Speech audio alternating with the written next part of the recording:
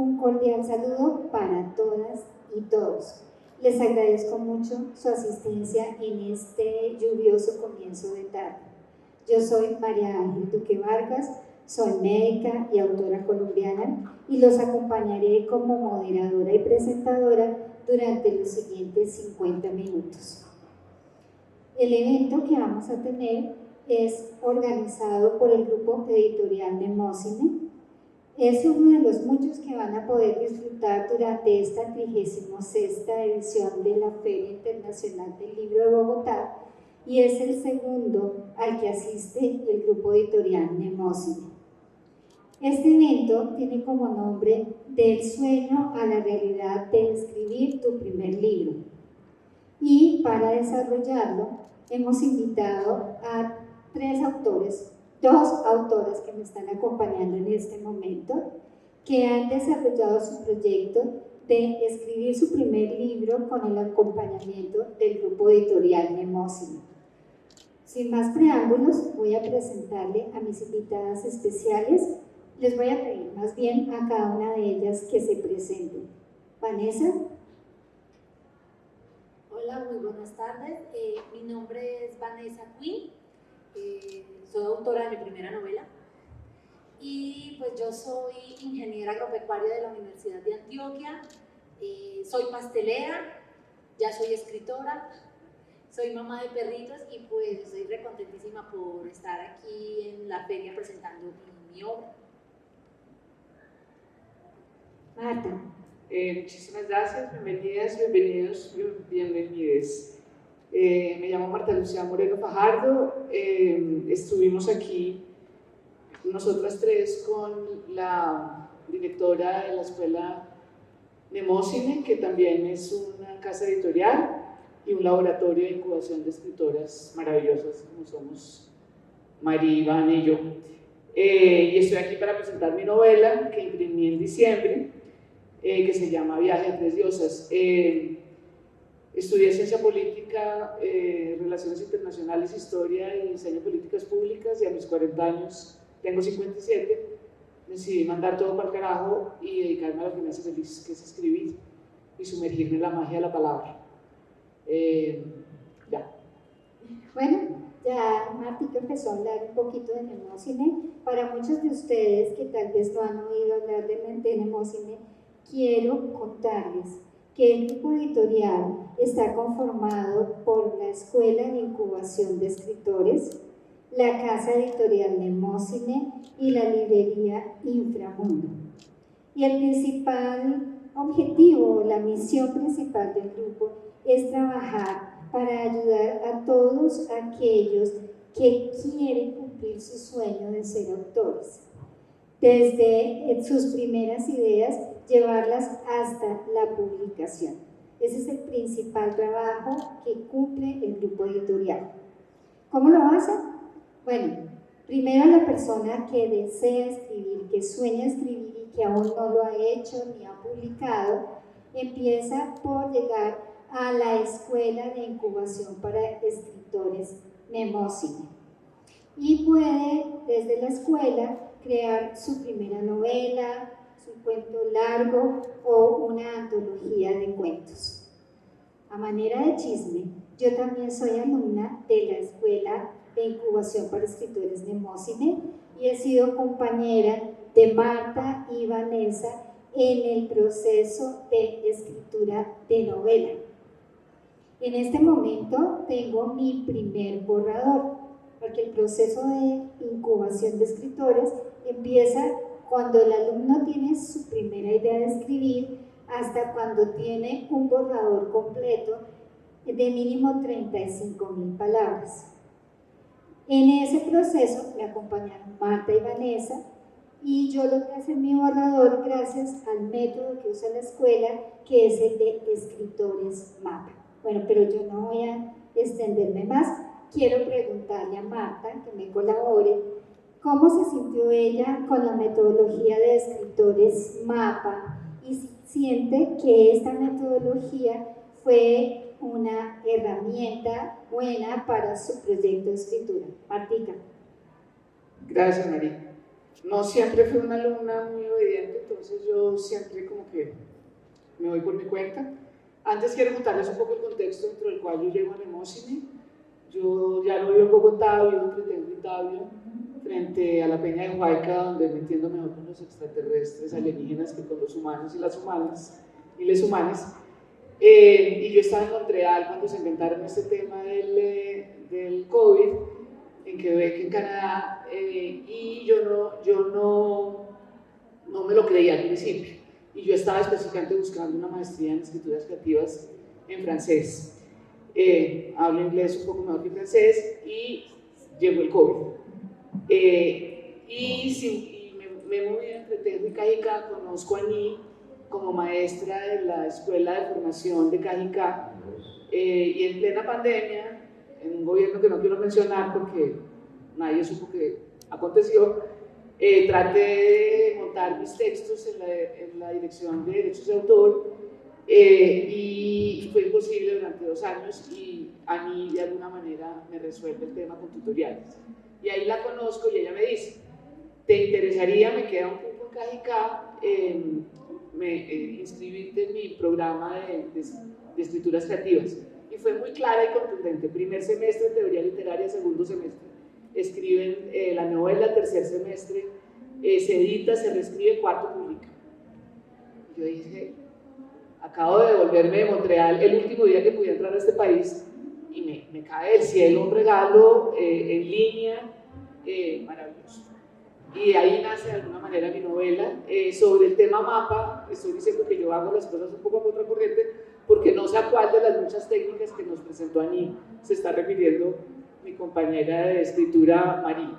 Básicamente lo que le agradezco profundamente a Ani Arbeláez, que es literata de mi universidad y que cuando se presentó me dice, tengo tantos años, he publicado 7 novelas autopublicadas, pues yo dije, esta es la persona con quien quiero aprender.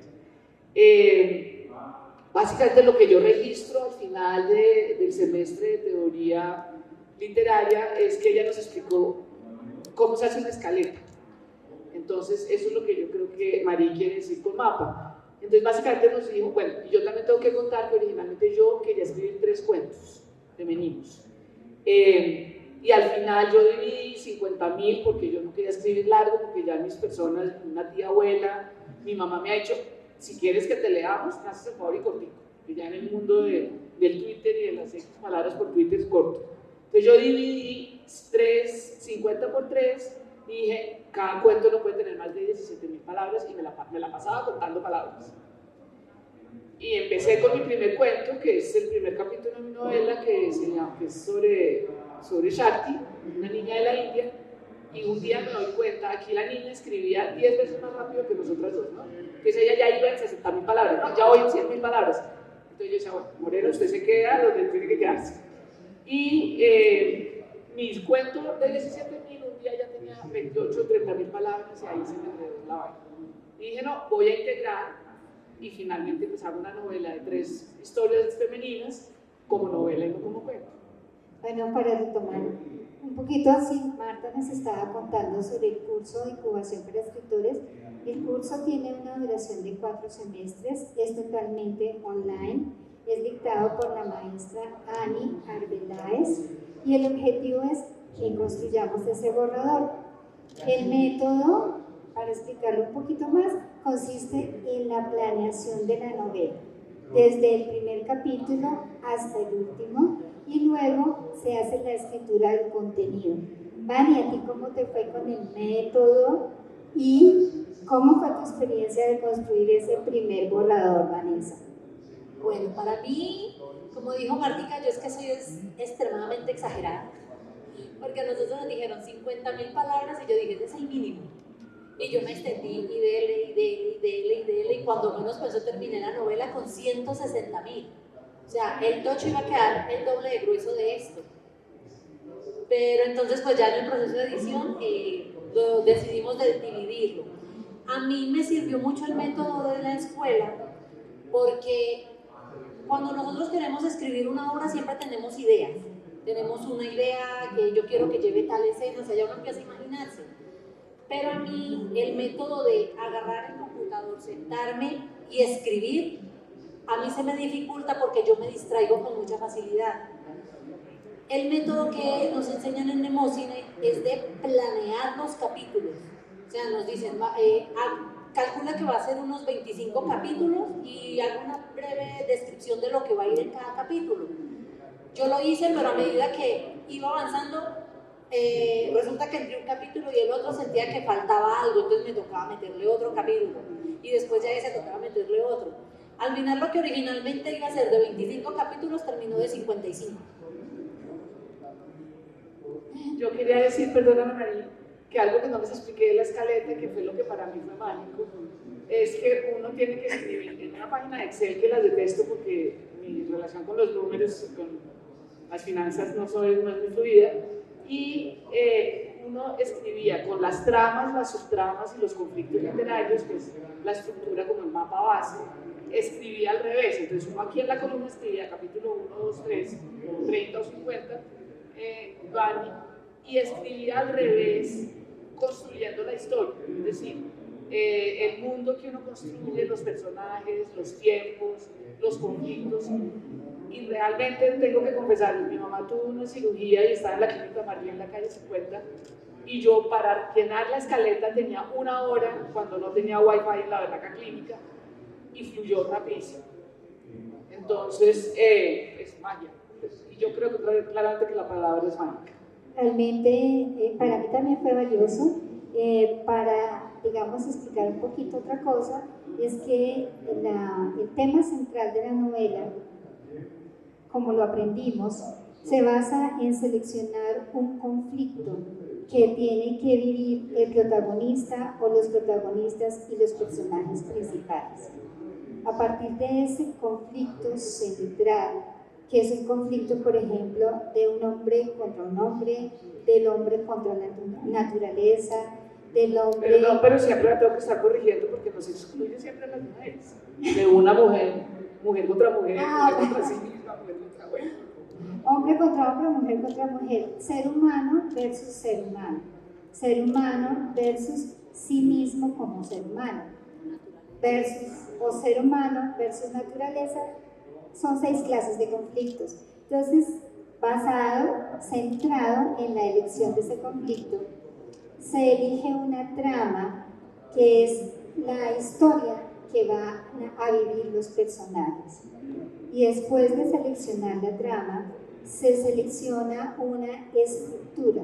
La estructura permite que se articulen la trama y los personajes, porque es como las vivencias y cada una de las situaciones que van a pasar durante la novela.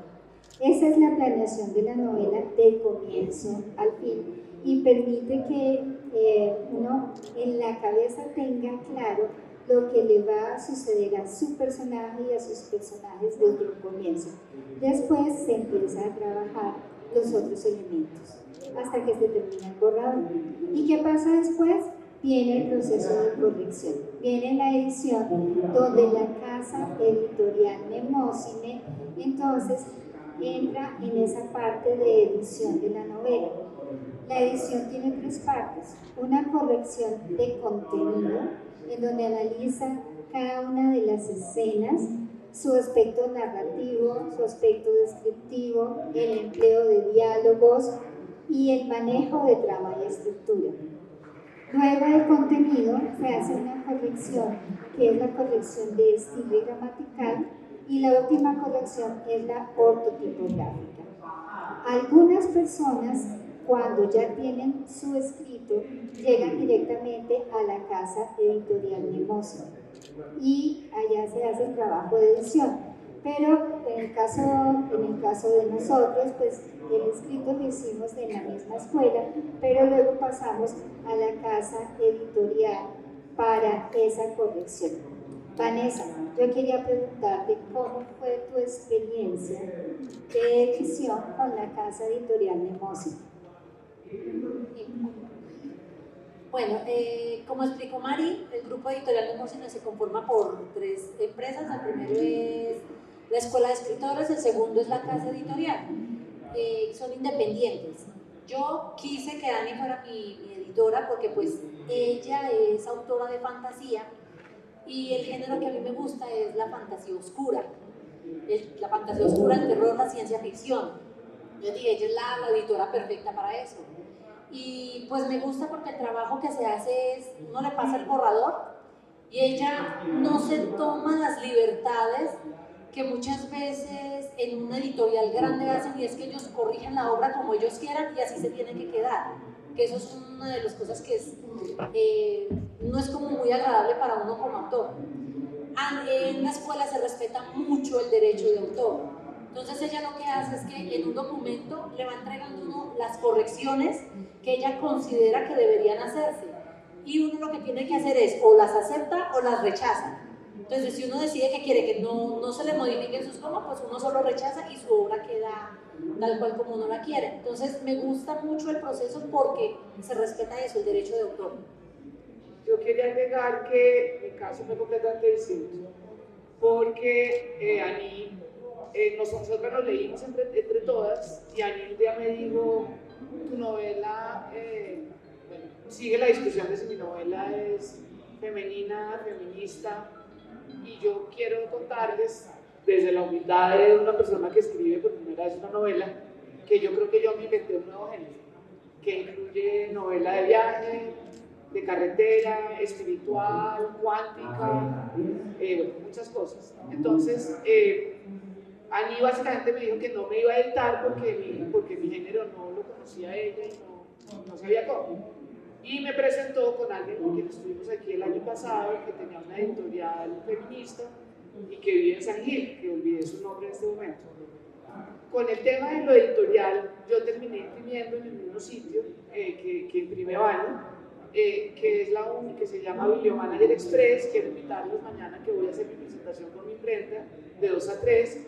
Y lo que tiene de particular esta imprenta es que es la única en Colombia que imprime bajo demanda y tiene librerías en 8 países hispanoparlantes, 7 latinoamericanos y España, y tiene muchas librerías en España. Y el fenómeno de circulación y de venta opera en un catálogo, y si alguien quiere comprar mi novela, la ordena y se imprime en ese lugar, y yo pues, no tengo que imprimir desde Colombia ni mandarlo ni nada, que es algo muy importante. Entonces, y las novelas de Ani también están impresas allá.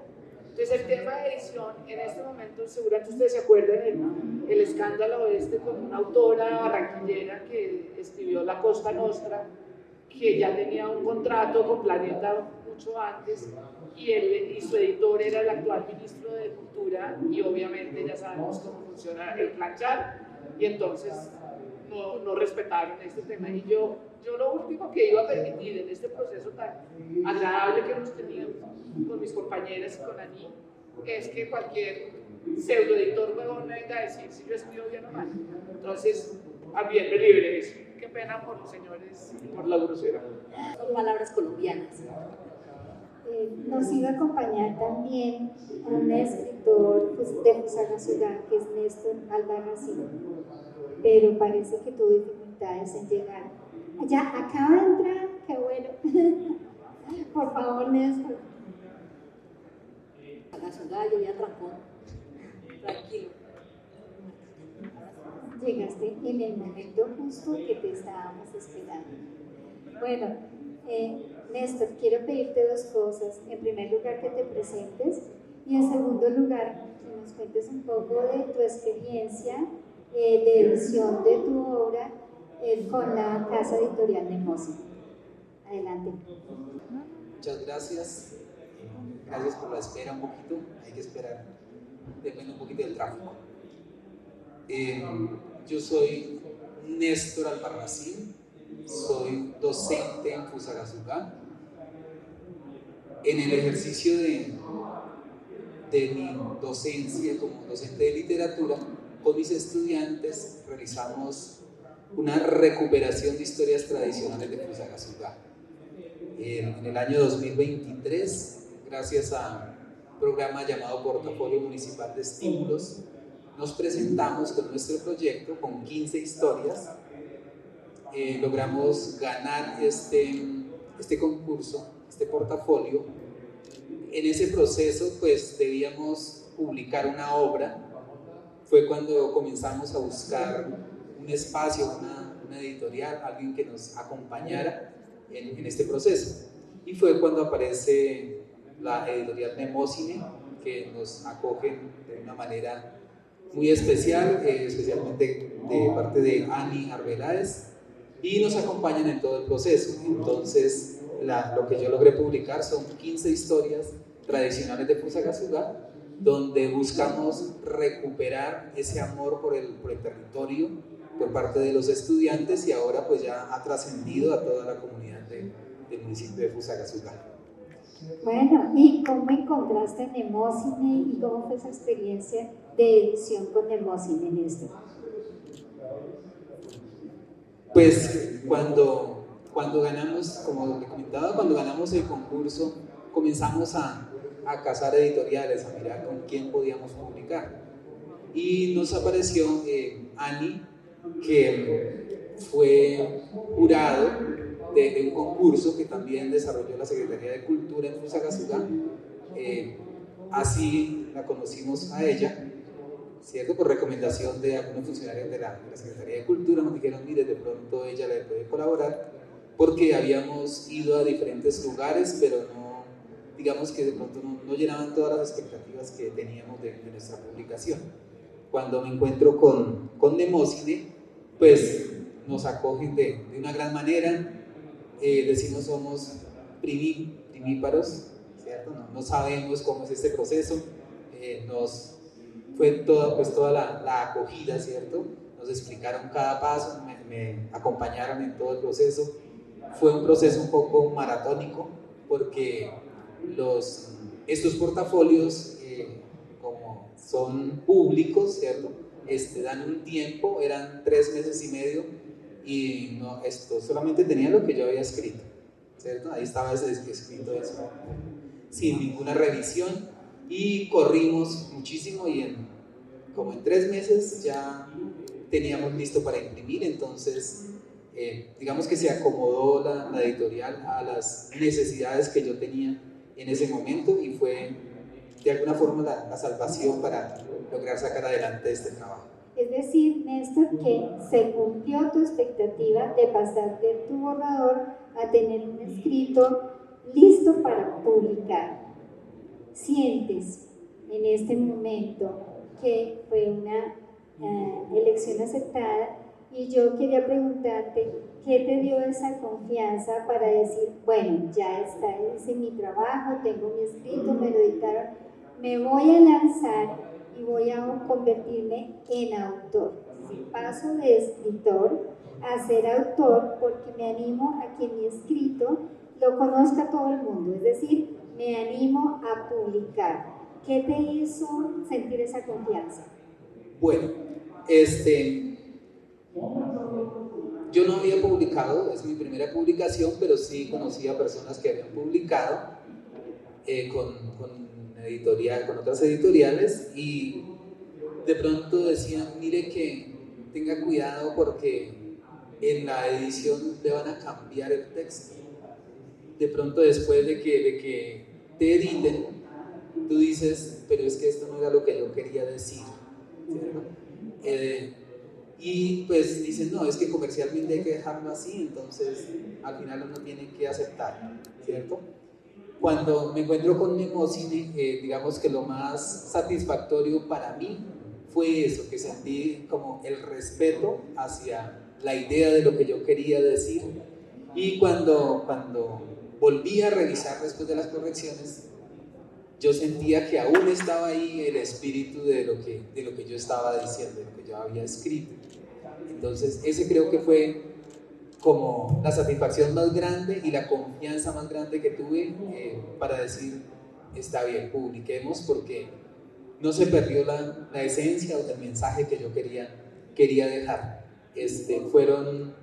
Fue un trabajo muy, digamos, cuidadoso, ¿cierto?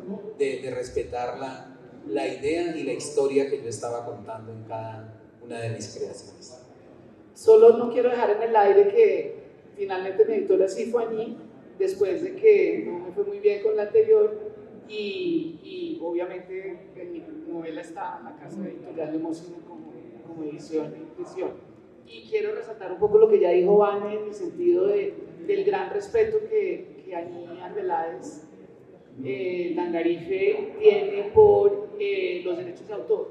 Es decir, yo tengo la mala formación de ser politóloga y en algunos casos me ponía muy académica y muy técnica y tenía estadísticas y vainas, y ella me decía, a ver, obviamente era mi primera vez, mi primera novela y uno el tema de la voz narrativa no lo tiene claro desde el principio, y en ese sentido ella fue una gran editora porque respetando lo que yo quería decir simplemente nos ajustamos.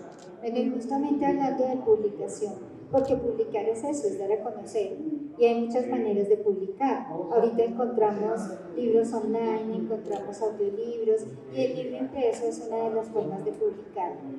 Y lo pueden hacer a través de una editorial reconocida, o lo pueden hacer a través de editoriales independientes, o en este caso, los 3 invitados que tengo son autores autopublicados. Marta ha empezado a contarnos de por qué escogió autopublicar su novela, Marta, y las principales razones cuáles fueron. La verdad, pues ya se habrán dado cuenta que tengo mi mala formación de politóloga y pues no puedo con el poder patriarcal impositivo que un poco, ¿cómo se llama esto? Escuelero de que los señores profesores son los que saben y no aprenden de los estudiantes. Entonces creo que el tema de la autopublicación tuvo que ver con que no me quería estresar. Yo logré algo importante en mi vida y es que me autopensioné a los 40 años porque creo que es muy importante ser la dueña de mi tiempo, ser la dueña de mi espacio, ser la dueña de mis decisiones y no responsabilizar a nadie de mi propia historia. Y yo sabía que me iba a exponer, entonces evidentemente por eso molesto tanto con el tema de género. Aquí cuando nuestra querida Marín se está refiriendo como si ella fuera hombre, porque tenemos que empezar a reconocer que todos vivimos y somos en igualdad de condiciones, lo que nos dé la gana hacer, perdón, pero es eso. Entonces el tema de la autopublicación tenía que ver con no deberle nada a nadie y con poderlo hacer gracias a que esta imprenta trabaja muy rápido, en 15 días hábiles, perdón, en 10 días hábiles, 2 semanas, le producen a uno lo que uno les pide. Y también la imprenta es una empresa familiar que también me llamó la atención en términos de apoyarla, pues porque me estaba ofreciendo servicios que nadie más en Colombia ofrece. Vale, ¿por qué escogiste autopublicarte y cómo fue tu experiencia de autopublicación? Incluido, ¿cuál fue el reto más grande que encontraste en el proceso de autopublicación? Bueno, yo decidí autopublicarme precisamente también, primero pensando en que las editoriales le pueden destrozar a uno su obra como ellos quieran, y segundo porque es complicado que una editorial grande quiera mirar a un autor que nadie conoce. Ellos se van muchos por, ahorita creo que escogen mucho lo que es un youtuber, alguien que ya tenga fama, porque saben que ya son ventas garantizadas. Ellos al fin y al cabo solo ven el signo pesos. Y porque yo quería ser la dueña de mis derechos, o sea, que fuera yo la que distribuyera, la que vendiera y todo. El reto más grande para mí siempre ha sido ese el económico. Mi mamá y yo somos víctimas del conflicto. Mi mamá es docente y ahorita está trabajando en una empresa de flores porque no le quieren dar trabajo en un colegio y ya le hace falta como 2 años para pensionarse. Entonces vivimos de lo que ella hace, de lo que yo hago como pastelera, que yo trabajo haciendo pasteles, y llevo desde hace 2 años ahorrando que bueno, voy a comprar desde ahora unos separadores porque cuando vende el libro quiero regalarlos con separadores. Y me ha tocado así de a poquitos, ir comprando todo de a poquitos, y tuve una ventaja el año pasado, que me presenté a la convocatoria de Zipaquirá y gané el Premio Municipal de Escritura Creativa con una antología de cuentos, y pues ahí una parte que me sirvió para pagar la impresión de los libros y para poder pagar el evento que tengo aquí de lanzamiento. Néstor, y la misma pregunta, ¿por qué autopublicación y cuál fue el principal reto que encontraste en esto? Gracias. ¿Por qué autopublicar? Porque es el, digamos que es el consejo que pues, me dio Ani, ¿cierto? Por eso les decía, yo muy ignorante frente a esto, ¿cierto? Ella me llevó de la mano todo el tiempo, ¿cierto? Entonces me dijo, el paso debe ser la autopublicación, ¿cierto? Y como les digo, siempre de la mano me generó toda la confianza, ¿cierto? Para caminar como ella me iba indicando. ¿Cuál es el reto, la dificultad cuando que veo de pronto de autopublicar? Yo creo que el reto y la dificultad está, hasta ahora la he encontrado de pronto en el proceso comercial, ¿cierto? De dónde llevar la obra, dónde ofrecerla, ¿sí? Y pues es poco lo que nos la reciben, ¿cierto? Entonces, esa es la dificultad, pero pues también para mí esto es como, digamos que más un trabajo de amor, ¿cierto? Por la literatura. Les digo, soy docente de literatura, entonces yo vivo como más de esa ilusión, ¿cierto? Entonces, soy feliz sabiendo que logré publicar un libro. Si logro entregar un libro, 2 libros, eso me hace feliz. A veces hasta por ahí los regalo. Entonces, para mí la felicidad es tener y ya. ¿Sí? Bueno, pero el tema de comercio no tiene por qué preocuparte, porque como les comentaba, el grupo editorial de Mocine cuenta ahora con la librería Inframundo. La librería Inframundo del grupo está ubicada en la población de Nemocón, de Cundinamarca. Es una población turística y está abierta para cualquier autor colombiano que quiera llevar sus libros allá. Entonces no solamente los autores que han pasado por la Escuela de Incubación de Escritores, ni los autores que han pasado por la Casa Editorial de Mocine, cualquier autor de Colombia. Todos están cordialmente invitados a la librería Inframundo, donde podrán tener una vitrina de venta para sus obras. Entonces, Néstor, ya saben todos esto. Bueno, antes de dejarlos hablar un poquito del lanzamiento de sus obras que tendrá lugar durante esta feria, quiero por último que le den un consejo a todas aquellas personas que sueñan con escribir y publicar. Empecemos con Vanessa. Bueno, yo le aconsejo a las personas que escriban su borrador, escriban la historia que quieren, la que tengan en la mente. A veces, incluso si uno no tiene una formación, cuando uno escribe y se mete en este proceso, uno como que va identificando cuáles son sus falencias, qué es lo que necesita fortalecer. Entonces ahí es donde uno sabe a dónde tiene que ir a buscar. ¿Sí? En mi caso personal, yo intenté escribir una historia hace unos 10 años, me tardé demasiado precisamente porque no me concentraba, como no me enfocaba en la historia, no sabía cómo iba a avanzar, no tenía un plan. Y pues ya sabiendo que la escuela de escritores me ofrecía enseñarme a trabajar así con un plan, con el sistema MAPA, fue que me funcionó. Pero entonces yo le aconsejo a la gente que intente escribir para que sepa realmente qué es lo que necesita y sepa cómo tiene que proseguir. Para sumar a lo que dice Vane y a lo que dijo nuestro autor, yo lo miro más desde la perspectiva sanadora de la palabra.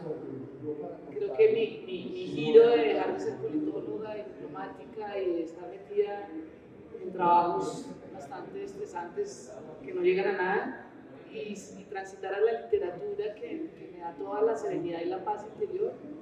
La palabra a mí me ha sanado en todos los frentes. Uno tiene conflicto, uno siente algo complicado y escribe y se da cuenta que resolvió el problema escribiendo. Básicamente yo creo que quiero quiero invitar a todas y a todos y a todos a que se den cuenta que es muy fácil ponerle palabras a una emoción, a un sentimiento, a un traspiés, a un problema, a un trancón en Bogotá, a un robo, a lo que sea, y uno lo transforma en algo que le sume a uno. Esto es un poco como la famosa definición de lo que significa crisis en mandarín. Crisis es una oportunidad para cambiar y para fortalecerse y crecer. Y yo sí quiero invitar a todo el mundo, sobre todo también, otra cosa que siento que me pasó es poder decir lo que uno tiene que decir. Es importantísimo, es una catarsis. Es el ejercicio de todos mis derechos fundamentales, la libertad de expresión, mi autonomía, mi libertad. Esto. Bueno, para quien quiere escribir, le digo que escriba mucho. Hay que escribir muchísimo y no desfallecer cuando algo que yo escribo me doy cuenta que de pronto no tiene suficiente valor, ¿cierto? Cuando escribes mucho, algo de lo que escribiste sirve, ¿cierto? Y segundo, no perdamos la concepción de que escribir es de alguna forma un acto de bondad, ¿cierto? De querer compartir y querer involucrar a otros. Yo llevo mucho tiempo escribiendo, no había publicado. ¿Por qué publiqué esto? Porque acá no trabajé solo, acá estuvieron involucrados una gran cantidad de jóvenes estudiantes que ayudaron a conseguir las historias, que aportaron una palabra, que aportaron una imagen, que estuvieron ahí y que cuando vieron que logramos tener esta obra, también sintieron felicidad. Entonces, escribir es un acto de bondad. Bueno, yo recogería todo esto porque también escribo. Diría que escribir ayuda a sacar todo aquello que está en nuestro interior, nuestras emociones, nuestros sentimientos, y de una manera de procesar ese interior. Desde ese punto de vista, la narrativa sana, y aprovecho para hacerme publicidad de mi proyecto como médico y escritor, que es construir una narrativa que sana. Como la vida es toda una narrativa. Nuestra historia es una narrativa que nosotros mismos construimos. Así que podemos construir la narrativa que enferma y la narrativa que sana. Pero además, claro, narrar y contar es también compartir con otros. Y no solo eso, narrar es construir sueños. Mientras escribimos, mientras narramos, también hacemos una plataforma para que nuestro cerebro algún día realice todos y cada uno de nuestros sueños. Bueno, quiero en este momento entonces que cada uno de mis invitados hablen de su libro y los inviten al lanzamiento de la novela. ¿Quién quiere empezar? Los invito entonces a el evento de lanzamiento de mi obra Historias Fusas 1, cortas y melodiosas. Se llevará a cabo en el Salón Jorge Isaacs el día 27 de abril a las 10 de la mañana.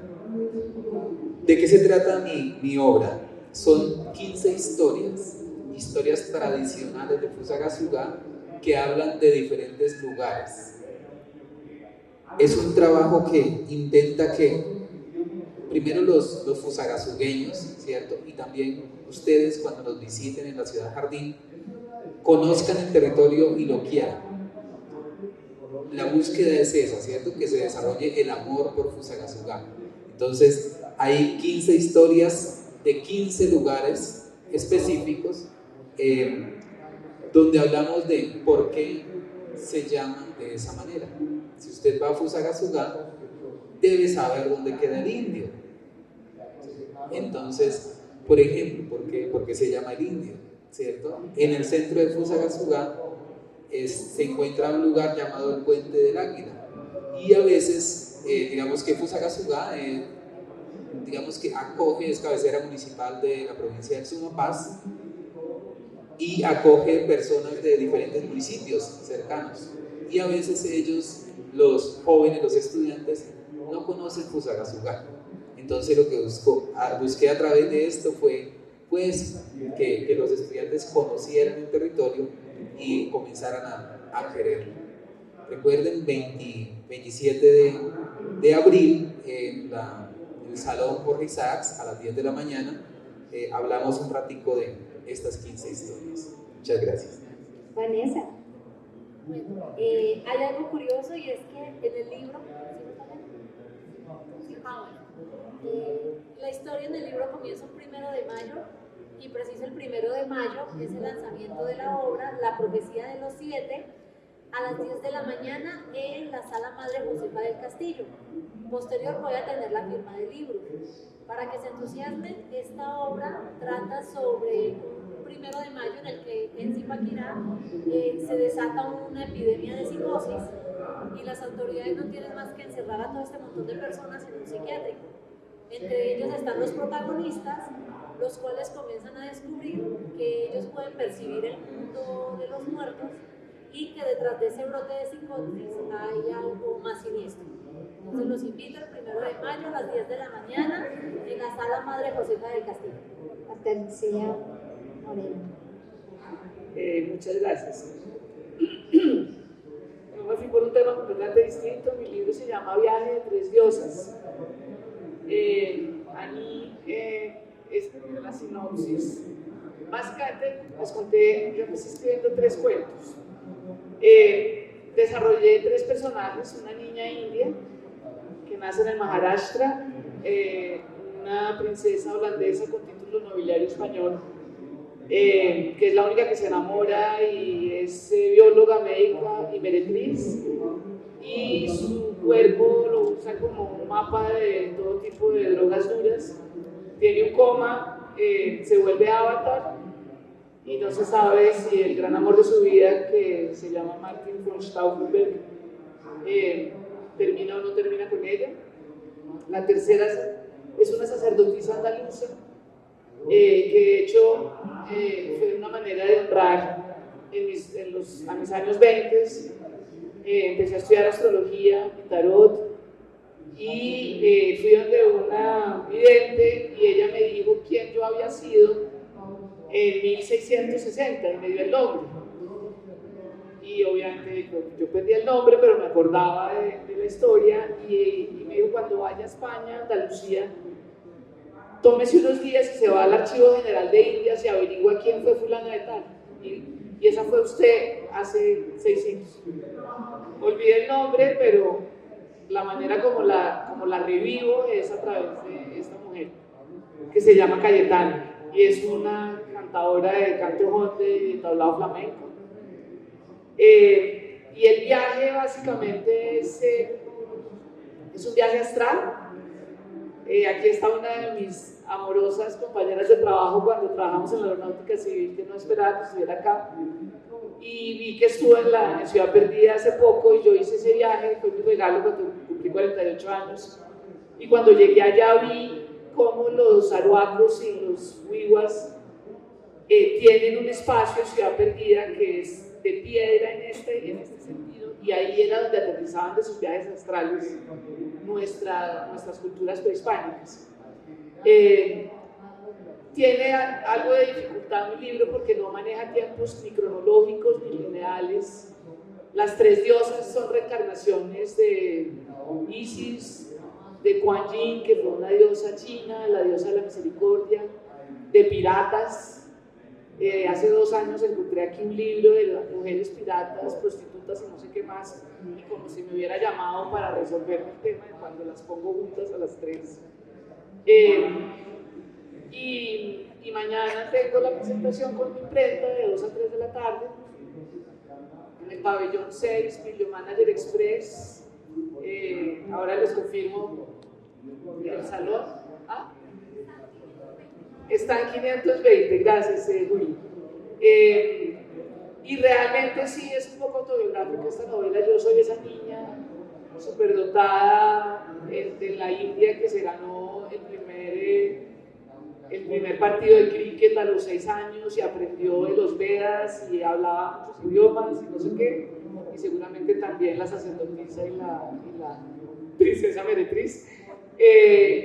Y creo que cuando hablé de sanación, lo que quise decir es, en la medida en que una mujer se puede empoderar a partir de sí misma por un arte, sea tejer, sea sembrar. Tengo otra gran amiga mía que tiene una de las mejores huertas en la sabana de Bogotá, que vino a verme, y cuando uno conecta con lo que es una semilla, con las semillas ancestrales, y con lo que una semilla produce, y con uno puede esperar a que salga el árbol, salga la hoja, en la medida en que como mujeres nos reconozcamos, y también hombres, nos reconozcamos, perdón, la mala pronunciación, como vida que está cambiando, pues estamos sanando y estamos pudiendo manejar estas absurdeces paranoides de que la Tercera Guerra Mundial ya va a llegar y que seguramente tenemos no sé cuántos Netanyahus aquí, criollos, pendientes de cómo acabar con el planeta.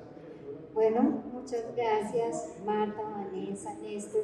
Nos han hablado un poco de sus obras, nos han dado un abrebocas para ir al lanzamiento de sus novelas. Nos quedan unos pocos minutos, 7 minutos, para que ustedes como público participen, si tienen comentarios, preguntas sobre la escuela, sobre el proceso, o alguna pregunta particular a alguna de las autoras o a nuestro autor.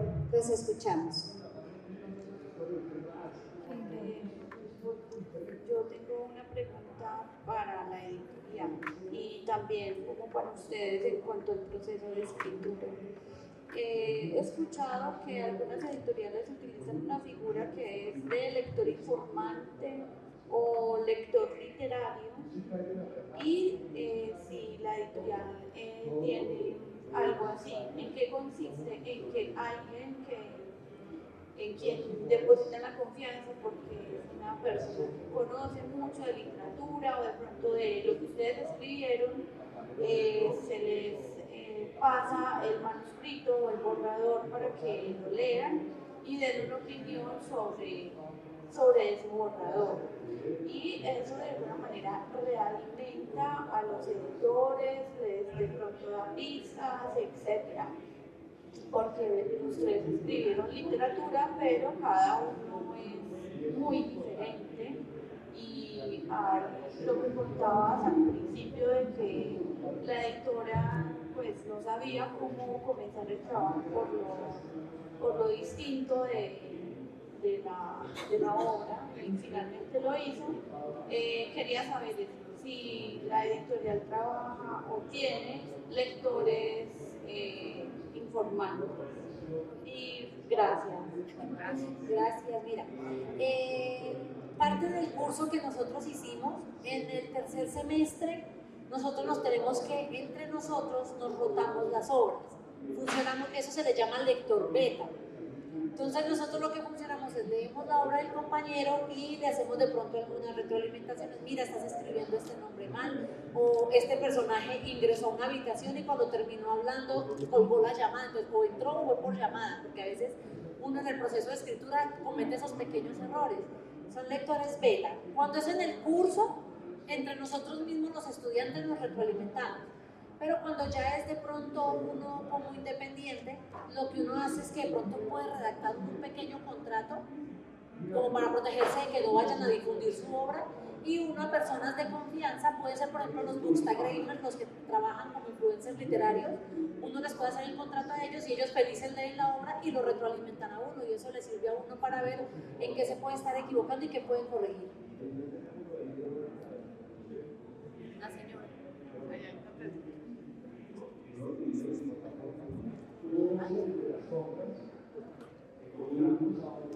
Yo realmente quiero hacer como una reflexión, porque para mí me parece extrañísimo que el editorial acabe o transforme una obra. Cuando el editor de García Márquez revisó y editó En agosto nos vemos, a él lo entrevistaron y hablaba que las editoriales lo único que pueden hacer es revisar fechas, aspectos investigativos, aquellas cuestiones que de pronto pueden ser criticadas por alguien que conozca sobre el tema, pero como que desbaraten una obra y escriban lo que quieran, a mí realmente me impacta, porque pues yo como escritor no tengo ni idea porque no soy escritora, pero un Vargas Llosa se dejaría transformar su obra. Es como una pregunta que a mí me quedó angustiada un poco la situación. Bueno, no, sí, eso tiene que ver con el derecho de autor. Eso también nos lo enseñan en la escuela nosotros a desbaratar lo que realmente es un derecho de autor y hasta analizamos un contrato para que sepamos nosotros cuándo alguna editorial puede estar queriendo cometer algún abuso con nosotros. En los derechos de autor se dividen en dos, morales y patrimoniales. Los morales básicamente son aquellos en que usted como autor tiene el derecho a que su obra se conserve tal cual como usted la escribió, ¿cierto? Pero entonces vienen a jugar también los derechos patrimoniales.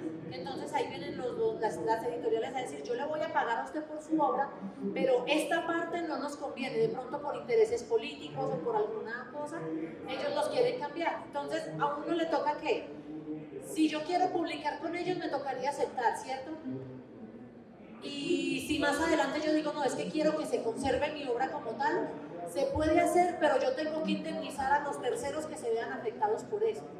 O sea, ese es el punto. Entonces, uno tiene que revisar muy bien el contrato antes de publicar con ellos, que no vayan a cometer esos atropellos.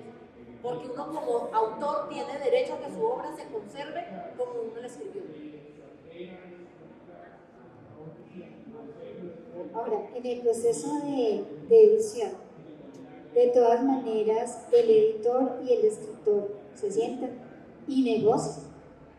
De pronto, el editor le hace la propuesta al escritor sobre ciertos cambios que como editor considera que serían más convenientes para la obra.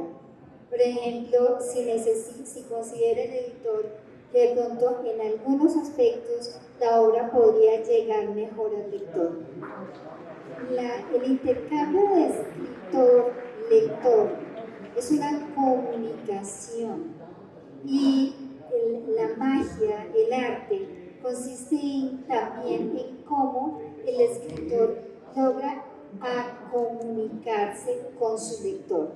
Y en esa parte, la edición sí juega un engranaje importante porque la edición va conociendo a los lectores. El editor conoce lectores, conoce los grupos de lectores para los diferentes temas o géneros. Entonces, tiene que negociar, ¿cierto? El escritor lo hace de una manera y la propuesta viene del editor. Ya una vez está negociado, el escritor hace los cambios, no los hace el editor. El escritor hace los cambios de acuerdo con lo que el editor ha sugerido. Y luego, bueno, ya los cambios gramaticales y ortotipográficos son más sencillos porque se basan en situaciones y en reglas que ya están establecidas. Bueno, gracias. ¿O preguntas? Sí, una pregunta actualmente a Marta. Me llama la atención en qué medida la familia o los ancestros tuvieron que ver en su obra. ¿A quién de esos tres personajes va a dar referencia? Yo tuve la oportunidad de ver cómo trabajaba como una erudita, buscaba información, acomodaba las ideas y trabajó intensamente. Y esa parte me llama puntualmente la atención. ¿Qué me puede decir Marta? La pregunta es, ¿quién de la ancestralidad está representada en los personajes? Primera, digamos que sí, primera parte. Y segundo, ¿qué importancia o hasta qué punto tuvo que ver la historia familiar tuya? No, en esta novela no hay mucha participación de la familia. De hecho, ya estoy pensando que mi próxima novela se va a llamar 4 bisabuelas, precisamente para eso, para honrar la ancestralidad femenina y para redescubrirlas porque no las conocí. En este caso fue más un tema, si puedo hablar de mis 3 personajes como autobiográficas. Fue mi historia de mi infancia, mi historia mi adolescencia, primera madurez, y de alguna manera de cómo me visualizo a futuro, a mis 60, 70 o a lo que termine de vivir, como una sacerdotisa bruja o bruja sacerdotisa. Qué interesante, Mónica, gracias. Mi pregunta para Vanessa, yo leí tu obra, es fantástico, fantástico. En ese término, porque cuando uno lee tus páginas, uno vuela, la imaginación no para. ¿Cuáles son los planes? ¿Qué es lo que sigue? Porque yo veo tu obra y yo diría, valdría la pena ponerla en cómic, valdría la pena llevarla al cine. ¿Cuáles son tus planes? Gracias. Que la conozca. Y yo, lo siguiente es que esta es la primera parte de una saga, una trilogía. Y lo siguiente es que a mí me gustaría que esta obra se llevara a televisión, que esta obra se llevara, por ejemplo, a Netflix o a una película, porque la verdad vale la pena. A mí el año pasado, un muchacho que es el que se encarga de conseguir obras para Netflix, él dijo que mi obra era muy buena, pero que salía muy costosa en el momento. Ellos buscaban obras que costaran $700,000 y la mía costaba más de $7 millones hacerla. Entonces, lo que yo quiero es como llegarle a Colombia y a Latinoamérica, porque yo sé que si mucha gente la lee, es más fácil que una empresa grande la pueda ver para llevarla al formato cine o televisión. Y la verdad es que valdría la pena. No es por ocultar mucho, pero yo creo que podría estar del nivel del Señor de los Anillos. Todo eso al publicar, cómo transforma eso, esa intención de escribir ajena a publicar, porque es más íntimo, ¿no? Es más íntimo y ponerlo a compartir, el diálogo, cómo se expresa en ese momento. Gracias. Dios, nuestro sociólogo de la Nacional, Moreno. Bueno, es María Elvira Molano, de Molano Bravo, la hermana de Molano, que es antropóloga igual que su hermano, y yo no sabía, y ella había hecho un tarot y leía el tarot. Entonces, en medio de todo el tema, me leo por Zoom las cartas con esta mujer, que es muy buena, y me dice: ¿y usted no está consciente que usted se puede morir en este COVID? O como cualquier humano, y usted no se puede morir sin escribir la novela. ¿Dónde está la coca que no la veo? Ok. Y entonces básicamente para mí se me volvió como un tema de, pues no me puedo morir en el COVID antes de publicar la novela. Entonces fue como un proceso de empoderamiento y de darme cuenta que yo sí tengo algo que contar. Lo que dice aquí el amigo Albarracín, muchas veces dudamos mucho de qué tan buenos somos, de si sabemos construir una frase, un párrafo, una trama.